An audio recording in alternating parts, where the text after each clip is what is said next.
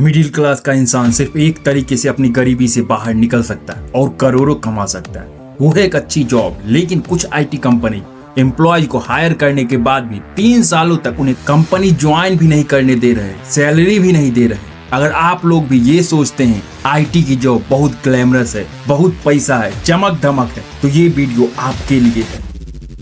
Narayan Murthy, founder of Infosys. Jai Chaudhary, founder of JScaler। Shiv Nadar, founder of HCL। पता है इन सब में कॉमन क्या है? आप सोच रहे होंगे ये सब दुनिया के रिचेस्ट लोग में से एक हैं, बट रियलिटी क्या है आपको पता है? ये लोग आज के प्रेजेंट आईटी इंडस्ट्री को डोमिनेट कर रहे हैं। India's work productivity is one of the lowest in the world. My request is our youngsters, I want to work 70 hours a week. You know, this is exactly what Germans and Japanese did after the Second World War. There are only two kinds of people. One who is successful, other could not take the decision. There are only two kinds of the people. One took a risk, other found it very risky. In my personal life, I have not borrowed. My company has not taken a single rupee from anyone as a loan or as an equity. But एक और चीज जो इन सब में common है, यह सब लोग अपने को ऐसे सोसाइटी ट्रैप से बचाने में सक्सेसफुल रहे जिस ट्रैप में आज हर एक इंसान खुद को प्राउडली डाल रहा है। अगर आप लोग भी ये सोचते हैं आईटी की जॉब बहुत ग्लैमरस है, बहुत पैसा है, चमक धमक, तो ये वीडियो आपके लिए है। प्रमोशन के टाइम पर आपके साथ खिलवाड़ किया जाता है, ये नहीं देखा जाता कि आप कितने डिजर्विंग हो। और यहाँ आना चाहते हैं लोग, अपना करियर बना रहे, अपनी लाइफ सेटल कर रहे, अपने माँ बाप को आराम सुख चैन दे रहे। मार्केट में पैसा था, लोगों ने भर भर के स्विच करा। 10 लाख वाले 25 लाख पे पहुंच गए, 20 लाख वाले 40 लाख पे पहुंच गए। आज के टाइम में ऐसा कुछ भी नहीं होता है। If you are really passionate about it then only do it, otherwise don't do it. Most probably you are gonna give up. किसी 25 साल के लड़के ने लिखा, उसको एक महीने तक जब उसके फादर आईसीयू में भर्ती थे, तड़प रहे थे और उसको छुट्टी नहीं मिली, जिंदगी गंवा दी उसके फादर ने। कंपनी ने हमें बिना नोटिस दिए यहाँ पे हमें कंपनी से बाहर निकाल दिया है। अगर वो ओवर टाइम पे जबरन रोका जाता है, अगर वो मना कर देता तो उसको निकाल देते हैं। जब भी उनसे कोई गलती होती तो उनको वार्निंग लेटर दे दिया जाता और उनको फायर कर दिया जाता था बिना किसी रीजंस के। बात है 2022 की, जब जबलपुर में पढ़ाई करने वाला कार्तिक एक टॉप टेक कॉलेज से ग्रेजुएट हुआ और फिर उसे इन्फोसिस ने कैंपस प्लेसमेंट में हायर करके ऑफर लेटर भी दे दिया। कार्तिक खुश था, घर में जश्न का माहौल था। सोच रहा था कि 5 लाख का एजुकेशन लोन अब वो आराम से चुका देगा। उसके चेहरे पर सपनों की चमक थी। जल्द ही नौकरी ज्वाइन करूंगा, सैलरी आएगी, घर वालों का बोझ हल्का हो जाएगा। लेकिन किस्मत में कुछ और ही था। आज 3 साल बाद भी कार्तिक सिर्फ 2 ही EMI भर पाया है, क्योंकि हायर होने के बावजूद इन्फोसिस ने उसे आज तक ज्वाइन ही नहीं करवाया। कंपनी के रिकॉर्ड्स में कार्तिक अभी भी ऑन बोर्डिंग बेंच पे है, यानी उसे जॉब मिल तो गई है पर सैलरी नहीं, और ज्वाइनिंग कब होगी इसकी भी कोई गारंटी नहीं है। मतलब बेसिकली कार्तिक के पास नौकरी होते हुए भी वो अनएम्प्लॉयड है। ILO says about 65% of the youth in India are jobless. 65%. How did this happen? देखिए, हम में से काफी लोग ये मानते हैं अगर बच्चे की आईटी जॉब हो गई तो लाइफ सेट है। अगर आप ऐसा सोच रहे हैं तो कुछ ही मिनट्स के बाद आपको अपनी इसी सोच पे हंसी आएगी।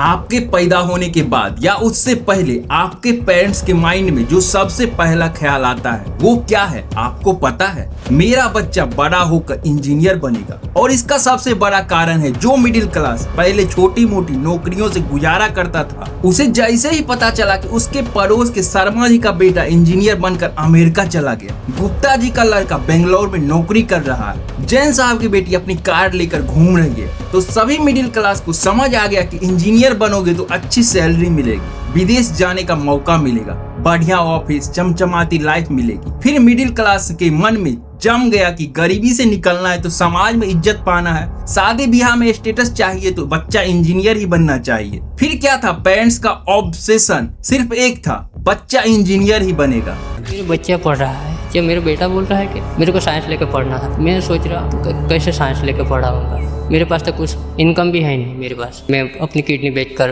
बेटे को पढ़ा हूँ।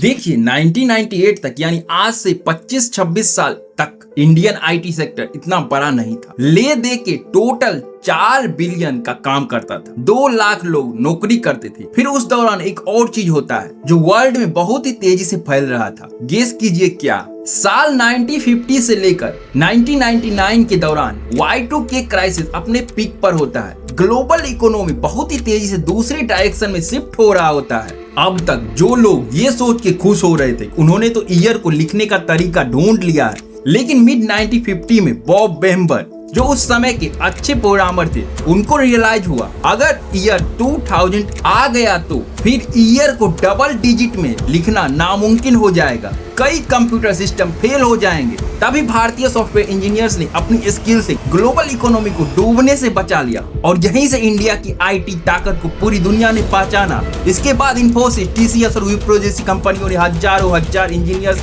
अमेरिका भेजे और भारत ने पहली बार ग्लोबल आईटी स्टेज पर अपनी जगह बनाई। 2000 तक आईटी इंडस्ट्री भारत की जीडीपी में लगभग 5.8% का योगदान देने लगी। यही दौर था जब देश को कई अनमोल हीरे मिले थे, जैसे नारायण मूर्ति जिन्होंने पत्नी से 10,000 रुपये उधार लेकर इन्फोसिस की शुरुआत की और आज उनकी कंपनी अरबों का कारोबार करती है। शिव नादर जो तमिलनाडु के एक छोटे से गांव से निकलकर HCL जैसी विशाल कंपनी खड़ी कर दी और जय चौधरी जो कभी पेड़ के नीचे पढ़ाई किया करते थे आज $30 बिलियन की आईटी फर्म्स के मालिक हैं। देखिए, हमारे पेरेंट्स ये समझते हैं कि इंजीनियर बनोगे तो अच्छी सैलरी मिलेगी, विदेश जाने का मौका मिलेगा, बढ़िया ऑफिस और चमचमाती लाइफ मिलेगी, लेकिन सच्चाई कुछ और है। प्रमोशन के टाइम पर आपके साथ खिलवाड़ किया जाता है। ये नहीं देखा जाता कि आप कितने डिजर्विंग हो और यहाँ आना चाहते हैं लोग, अपना करियर बना रहे, अपनी लाइफ सेटल कर रहे, अपने माँ बाप को आराम सुख चैन दे रहे। आप 15 साल मेहनत करने के बाद फाइनली एक इंजीनियरिंग डिग्री ले लेते हो, बट अब आपको पता चलता है कि आपको जॉब नहीं मिल रहा। आप न जाने कितने इंटरव्यू देते हो, लेकिन हर जगह आपको किसी न किसी कारण से रिजेक्ट कर दिया जाता है। लोग आपका मजाक बनाने लगते हैं। आप लोगों से मिलना जुलना बंद कर देते हो। खुद को कमरे में बंद कर रो रो के बस एक ही प्रे करते रहते हो कि गॉड किसी तरह एक नौकरी दिला दे। धीरे धीरे आपका सेल्फ स्टीम, आपका सेल्फ कॉन्फिडेंस सब कम होने लगता है। आखिरकार किसी तरीके से आपको एक जॉब मिल जाता है, लेकिन उसकी सैलरी बहुत ही कम होती है। बट आप मजबूरी में कर भी क्या सकते हो, वो जॉब आप करने लगते हो। इतनी सैलरी है न कि आप पैसे कमा कर जमा कर एक घर खरीद सको, तो आप एक होम लोन ले लेते हो। अब आपका अपना घर है तो ऑब्वियसली एक कार भी होना चाहिए, तो आप एक कार लोन भी ले लेते हो। अनजाने में ही सही आप अपने आप को खुद को चारों तरफ से बांध लेते हो। अब आपको हर वक्त ये डर सताता रहता है कहीं मुझे जॉब से निकाल ना दिया जाए, क्योंकि फिर मैं घर के खर्चे कैसे मैनेज करूंगा। होम लोन की ईएमआई चल रही है, कार लोन की ईएमआई चल रही है, बच्चों की स्कूल का फीस। धीरे धीरे आप खुद के सपनों को दबाते जाते हो और खुद सुबह चुपचाप उठते हो, जॉब पे जाते हो, शाम में घर आते हो, फिर चाहे वो काम करना आपको पसंद हो ना हो। और फिर एक दिन आता है जब आपको ये लाइफ नॉर्मल लगने लगता है और धीरे धीरे काम करते करते आप बूढ़े हो जाते हो। आपको ऐसा लगता है कि शायद मैं अनलकी था, इसलिए मैं लाइफ में बड़ा कुछ नहीं कर पाया, क्योंकि मेहनत तो मैंने खूब किया पर सच कुछ और ही है। This is the life of most of the people who live in these high rises. ये सब कुछ लोन पे ले रखा है। 90% लोग लोन में बैठे हैं इसके अंदर। उसके साथ एक अच्छी गाड़ी भी ले रखी होगी, वो भी किस्तों पे चल रही होगी। जब इन्होंने लिया होगा सब कुछ, उस दिन ये उस महीने काफी कॉन्फिडेंस में होंगे अपनी जॉब को लेकर, और उसके बाद से जब से वो किस्तें बन चुकी है ना, तब दे रियलाइज की यार साला ये तो फंस गए, ये तो ट्रैप है, अब तो निकल ही नहीं सकते। क्योंकि मान लो अपने आप को 2 रोटी में एडजस्ट कर भी लिया तो बैंक तो हर महीने 60-70 हज़ार रुपये मांगेगा ना, वो तो लाना ही पड़ेगा। तो अब चाहे ये लोग मर जाएं अपने ऑफिस में, लेकिन ये क्विट नहीं करेंगे। अगर आप मिडिल क्लास हो ना, this is what you live. Bangalore के एक आईटी कर्मचारी ने अपनी पीड़ा साझा की कि मुझे लगता है मैं जल्द मर जाऊंगा। वजह, पिछले 2.5 साल से वो रोजाना 14 से 16 घंटे काम कर रहा था। रात 2 बजे सोने के बावजूद सुबह 9 बजे तक उसे ऑफिस पहुंचना ही होता था। टाइम्स ऑफ इंडिया से बातचीत में एक और कर्मचारी ने बताया कि उनके स्टार्टअप के टॉक्सिक वर्क कल्चर, देर रात तक चलने वाली शिफ्ट और लगातार दबाव ने उन्हें गंभीर हार्ट अटैक तक ला दिया। किस्मत से उनकी जान बच गई, लेकिन नागपुर के एक आईटी प्रोफेशनल इतने भाग्यशाली नहीं थे। 29 सितंबर को HCL के एक कर्मचारी को ऑफिस के वॉशरूम में दिल का दौरा पड़ा और वही उनकी मौत हो गई। और हाँ, इस वीडियो में जिन जिन केस स्टडी और स्टैटिस्टिक्स का जिक्र किया जा रहा है उनके सभी सोर्सेज आपको नीचे डिस्क्रिप्शन में मिल जाएंगे। किसी 25 साल के लड़के ने लिखा, उसको एक महीने तक जब उसके फादर आईसीयू में भर्ती थे, तड़प रहे थे और उसको छुट्टी नहीं मिली, जिंदगी गंवा दी। देखिए, ये आईटी कंपनी बाहर से देखने पर चमकदार लगती है, ऐसा लगता है कि यहाँ काम करने वाला हर इंसान एक सेट लाइफ जी रहा है, लेकिन हकीकत कुछ और ही। इन कंपनी के पास एक ऐसा बटन है जिससे वो जब चाहे किसी भी कर्मचारी की पूरी जिंदगी बदल सकते हैं। कोई नोटिस नहीं, कोई चेतावनी नहीं, बस एक मेल या एक कॉल और आपकी नौकरी खत्म। कंपनी ने हमें बिना नोटिस दिए यहाँ पे हमें कंपनी से बाहर निकाल दिया है। अगर वो ओवर टाइम पे जबरन रोका जाता है, अगर वो मना कर देता तो उसको निकाल देते हैं। हाल ही में टीसीएस ने 2% वर्कफोर्स यानी 12,000 एम्प्लॉय को फायर किया है। पिछले 2 सालों में इंडिया के big IT company like TCS, Infosys, Wipro and Cognizant ने ऑलमोस्ट 40 से 42,000 एम्प्लॉय को फायर कर दिया है। बट सवाल यह है, क्या आईटी सेक्टर अब भी एक ड्रीम फैक्ट्री है जहां मिडिल क्लास का सपना सच होता है, या जो डार्क स्टोरी हमने शुरू में देखी वो सिर्फ एक रेयर केस नहीं बल्कि एक सिस्टमैटिक टॉक्सिक कल्चर का एक हिस्सा है जो अब जाके धीरे धीरे दुनिया के सामने आ रहा है सोशल मीडिया की वजह से। जब भी उनसे कोई गलती होती तो उनको वार्निंग लेटर दे दिया जाता और उनको फायर कर दिया जाता था बिना किसी रीजंस के। तो सबसे पहले एक बात समझो कि इंडियन आईटी इंडस्ट्री में 2 टाइप्स की कंपनी होती है। प्रोडक्ट बेस्ड कंपनी जिनके खुद के प्रोडक्ट्स होते हैं जैसे गूगल, अमेजॉन, फ्लिपकार्ट, लेकिन यह सिर्फ टॉप स्किल्स डेवलपर्स को ही हायर करते हैं। अब इंडिया की प्रॉब्लम है कि 2.68 फ्रेश इंजीनियर्स ही इस स्किल सेट को मैच कर पाते हैं, इसलिए मेजॉरिटी इंजीनियर्स दूसरे टाइप ऑफ कंपनी में ज्वाइन करते हैं जो होती है सर्विस बेस्ड कंपनी जैसे टीसीएस, इन्फोसिस, विप्रो वगैरह, जो दूसरे ग्लोबल क्लाइंट्स के लिए आईटी सर्विस प्रोवाइड करते हैं। इंडिया में 54 लाख से भी ज्यादा लोग इन्हीं सर्विस बेस्ड कंपनी में काम कर रहे हैं और एक्चुअली इन्हीं कंपनीज की दुनिया भर में डिमांड भी काफी हाई है क्योंकि इंडिया इन एमएनसी के लिए एक चीप लेबर हब है। एग्जाम्पल के लिए एक इंडियन आईटी एम्प्लॉय को हायर करने के लिए एक अमेरिकन के कंपेरिजन में 70% सस्ता पड़ता है। सोचो कितना बड़ा प्रॉफिट मार्जिन है। बट एक आईटी ग्रेजुएट के लिए रियल स्ट्रगल तब शुरू होता है जब डिग्री के साथ उसे कॉलेज प्लेसमेंट तो मिल जाता है लेकिन फिर भी उसे अनएम्प्लॉयड बन के रहना पड़ता है। Graduates and postgraduates are unemployed, ready to work for as less as ₹4,000 per month. मैंने बीटेक किया हुआ है, वो भी कंप्यूटर साइंस से ही। कॉलेज प्लेसमेंट मिली थी। एमएनसी का एक्सपीरियंस हो चुका है मुझे 2.5 साल का। लगभग मैंने 100+ या 150+ कंपनीज में अप्लाई किया होगा बट मुझे अभी तक एक भी कॉल नहीं आया है। लेकिन चलो, इतनी मेहनत करने के बाद भी एक इंसान सोचेगा कि अब नहीं तो आगे जाके अच्छी सैलरी मिलेगी। बट यह है इंडियन आईटी सेक्टर की टॉप कंपनीज का हाइक स्ट्रक्चर। 2022 से इन कंपनीज का हाइक परसेंटेज गिरता ही जा रहा है। सैलरी हाइक जैसे ऑलमोस्ट पॉज हो चुकी है। इस साल तो कंपनी ऑन द एवरेज सिर्फ 4 से 7% की हाइक दे रही है। बट ये सिंगल डिजिट हाइक भी ऐसे ही आसानी से नहीं मिलती। कई कंपनीज एलटीआई, माइंडट्री के प्रोजेक्ट लीड्स, मैनेजर्स और आर्किटेक्ट को हाइक मिलने के लिए कोडिंग और मैथ्स के कंपटीशन देने पड़ते हैं। फिर चाहे उनका पिछला टर्म या फिर साल का प्रैक्टिकल ऑन ग्राउंड परफॉर्मेंस कितना भी अच्छा क्यों ना हो, लेकिन उनका हाइक डिपेंड करेगा उनके इस टेस्ट के परफॉर्मेंस पे। टीसीएस ने तो ये 4 क्राइटेरिया रखा है जिन्हें एम्प्लॉय को पूरा करना ही पड़ता है। कुछ रिपोर्ट्स के हिसाब से विप्रो में मोस्टली सिर्फ टॉप परफॉर्मर्स को ही हाइक्स मिलती है और एचसीएल में ऐसी कोई कंडीशन मुझे नहीं मिली अभी तक। लेकिन यहाँ के एम्प्लॉय को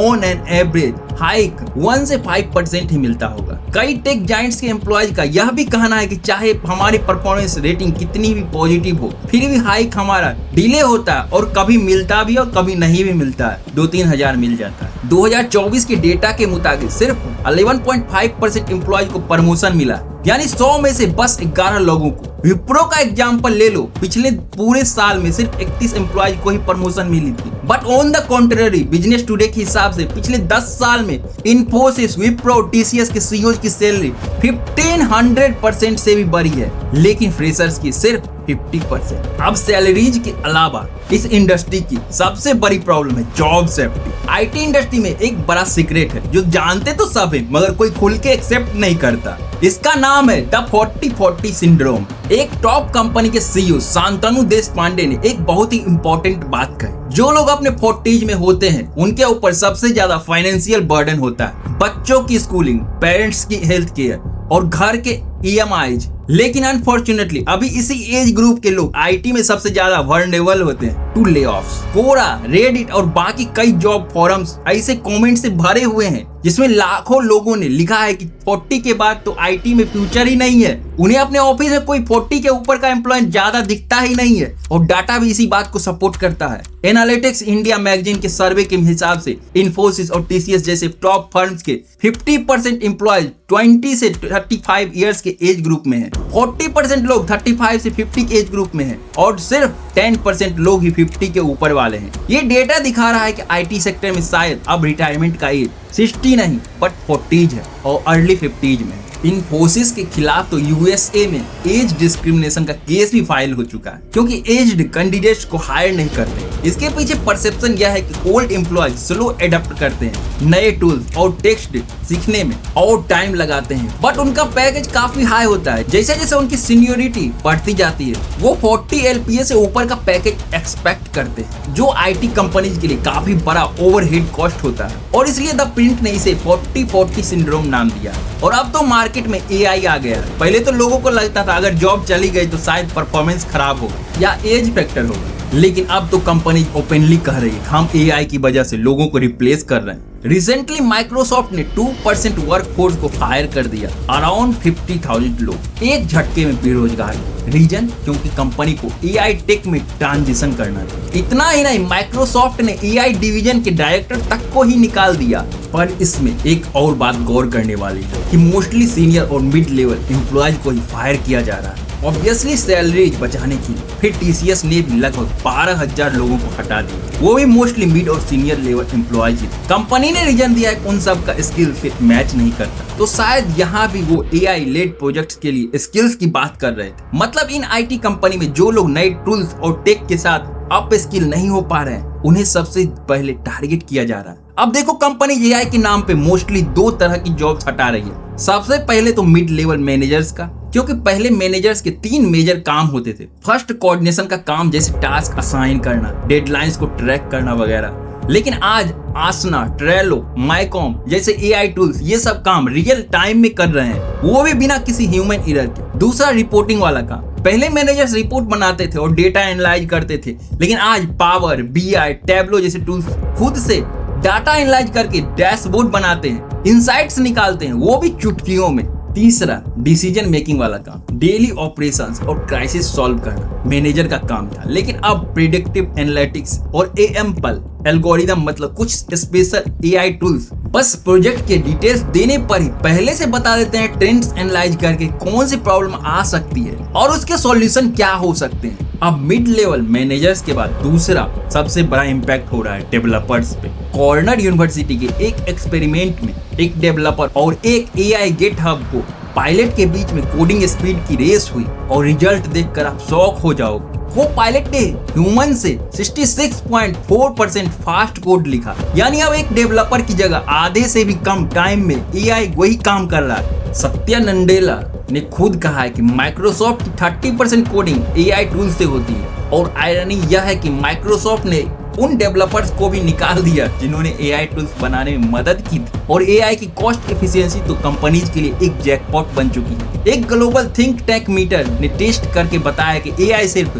$2 या उससे कम कॉस्ट में भी बग फिक्स कर सकता है, वो भी मिनटों में। सो मैथ्स यहाँ यह है कि जब एक काम $2 में हो सकता है तो एक कंपनी लाखों पर मंथ क्यों देगी। एंड एआई के अलावा एक और चीज है जो आईटी एम्प्लॉयज को कॉन्स्टेंटली आउटपेस कर रही है, तेज रफ्तार से बदलती प्रोग्रामिंग लैंग्वेज। देखो आईटी सेक्टर में कोई भी ऐप या वेबसाइट बनाने के लिए डेवलपर्स अलग अलग कोडिंग लैंग्वेज यूज करते हैं, जैसे जावा, पाइथन, स्विफ्ट वगैरह। लेकिन प्रॉब्लम यह है कि ये लैंग्वेज अब हर कुछ सालों में ही ऑलमोस्ट बदल जाती। 2017 के पहले एंड्रॉइड एप्स मोस्टली जावा में बनती थी, लेकिन आज कॉटलिन लैंग्वेज ने उसे रिप्लेस कर दिया। मेटा, ट्विटर, अमेजन जैसी जॉइंट्स ने अपना पूरा कोड कॉटलिन में ही रीराइट करवा दिया। एप्पल ने 2014 के बाद ऑब्जेक्टिव सी लैंग्वेज को ऑलमोस्ट रिटायर करके स्विफ्ट को मैंडेटरी कर दिया। वेब डेवलपमेंट में भी पहले पर्ल यूजर होती थी, अब पाइथन, जावास्क्रिप्ट और रस्ट डिमांड में है। बेसिकली हर 2-3 सालों में नए फ्रेमवर्क्स और लैंग्वेज आ जाते हैं। इतनी स्पीड से नई लैंग्वेज अपडेट हो रहे हैं, कई मिड लेवल डेवलपर्स को अडॉप्ट करने के लिए टाइम मिलता ही नहीं।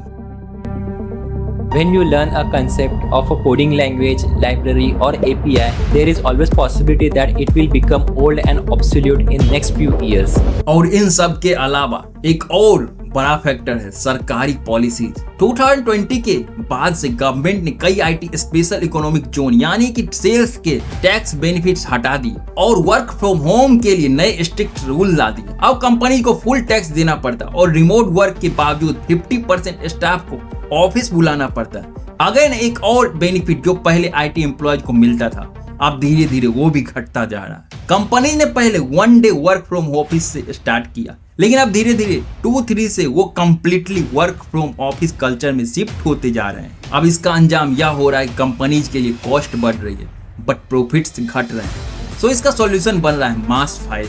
बट मुझे पर्सनली इस सेक्टर की सबसे बड़ी एनकोड प्रॉब्लम पता है क्या लग रही है। सॉल्यूशन के बारे में कुछ ही सेकंड में बात करता हूँ, लेकिन उससे पहले एक इम्पोर्टेंट बात। अगर हमारे देश के पेरेंट्स और हमारी गवर्नमेंट इस चीज को इग्नोर करेगी तो आने वाले साल जब इंडियन पेरेंट्स के लिए बस एक ही ऑप्शन होगा। Microsoft has announced another round of massive layoffs. The tech company is laying off about 9,000 employees. Microsoft is not alone. Google, Amazon, Meta, they've all gone through rounds of layoffs. One reason keeps showing up: artificial intelligence.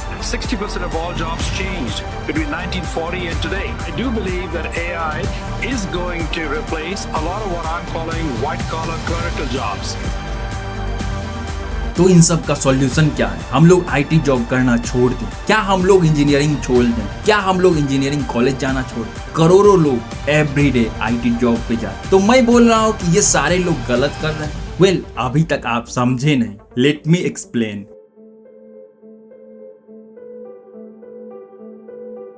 किसी चीज को इतना promote करो कि वह एक new way of life बन जाए और लोग बिना क्वेश्चन किए उसको चुपचाप फॉलो करते चले जाएं। आज हमें बस एक सिंपल सा क्वेश्चन पूछने की जरूरत है, क्या सच में आईटी कंपनी अपने एम्प्लॉय को एक स्लेव समझती है? और अगर नहीं, then why?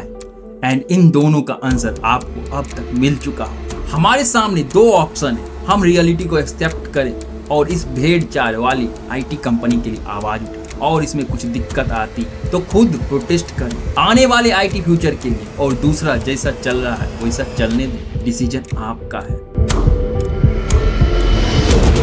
Thank you so much, आपने इस वीडियो को एंड तक देखा और इस वीडियो को बनाने के लिए न जाने कितने दिनों से मेहनत कर रहा हूं एंड फाइनली ये वीडियो बन के रेडी है। ये आप तक पहुंच गया और आपने इसे एंड तक देख लिया।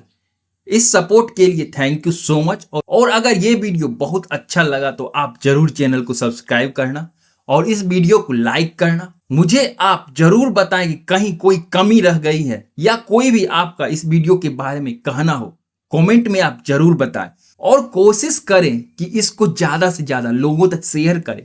Thank you so much once again. Jai Shri Ram.